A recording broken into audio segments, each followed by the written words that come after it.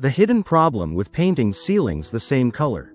Painting your ceiling the same color as your walls sounds like a simple design trick. It can make a room feel modern, cozy, and visually connected. But there's a hidden problem many homeowners don't consider. The ceiling can start feeling much heavier. When the same dark or strong color continues from the walls onto the ceiling, it can visually lower the ceiling height.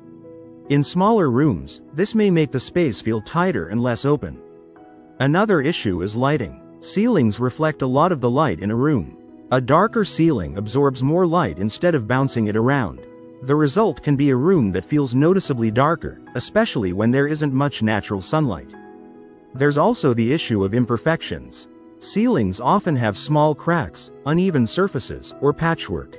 Using the same strong wall color can make these imperfections more noticeable.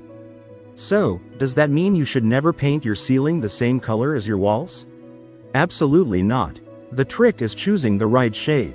Soft, light, muted colors can create a beautiful, seamless effect without making the room feel closed in. For a bold look, a darker ceiling can actually work, but it's best suited to rooms with good ceiling height and plenty of lighting. So before painting everything the same color, look at your room size, ceiling height, natural light, and color intensity.